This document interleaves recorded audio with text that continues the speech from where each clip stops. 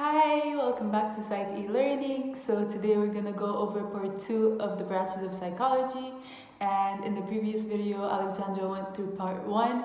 So if you didn't watch that video, you should definitely check it out.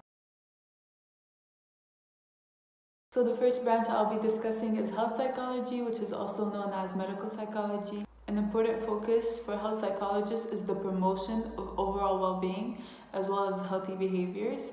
And another aspect of health psychology is the prevention and management of health conditions and trying to find the best and most efficient coping strategies for those health conditions.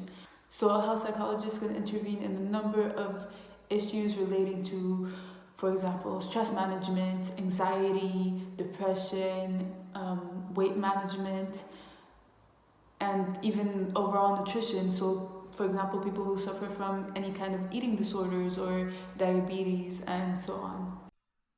The factors that have the biggest impact on psychological health are listed below. They consist of sleep rest, the condition of hygiene, amount of exercise, diet, family background, the environment one is exposed to, stress control, relationships, lifestyle, and healthcare. Sport psychology is basically the study of how psychology influences sports and athletic performance. And people that are sports psychologists usually work with athletes and coaches to try to improve athletic performance and motivation. But also, sports psychologists can also work with normal individuals that just want to have a healthier lifestyle and just be more motivated to work out and to live a longer life, basically.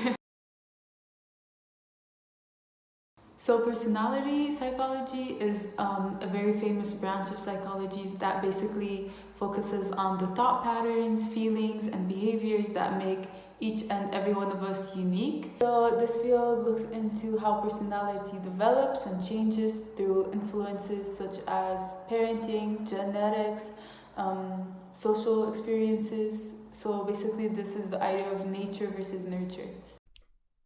So, in a nutshell, nature versus nurture is the recurring and ongoing debate that argues the extent to which behavior and personality are affected by either inherited factors or learned influences.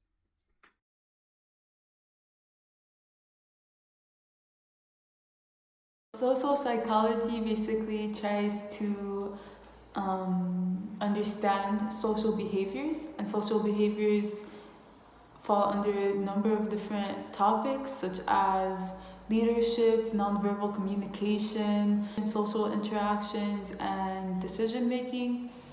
And social psychology also focuses on how people interact and perceive others.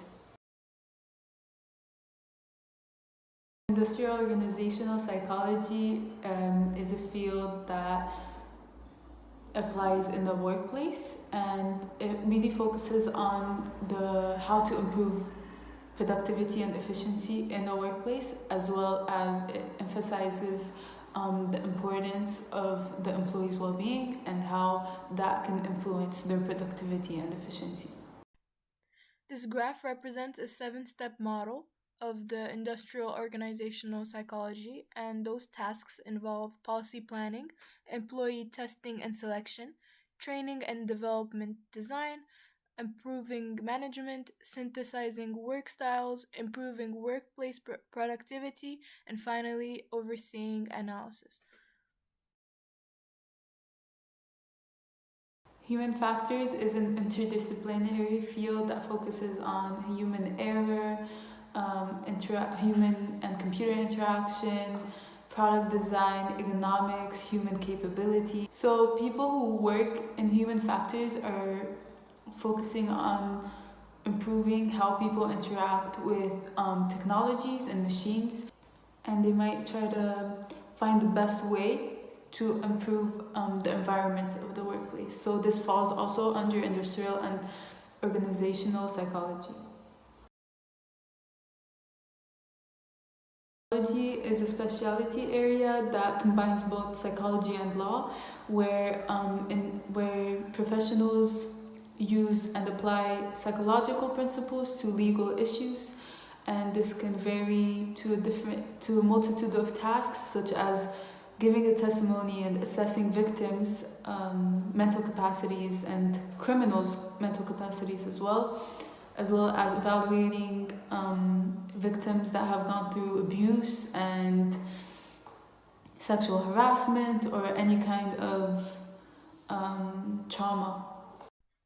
Here you can see a list of all the tasks executed by a forensic psychologist, and those would include competency evaluations, sentencing recommendations, testimony as an expert witness, child custody evaluations, academic research on criminality, treatment of criminal offenders, psychological services to offenders, and finally, trial consultants. We know how school can be very stressful and emotional and very hard at times for not only the students but for the parents and teachers as well. So basically, school psychologists help create a healthy environment for everyone. Finally, just to sum up everything that we've talked about this video and the last video, I just wanted to reiterate the different branches of psychology. So again, say it with me if you want.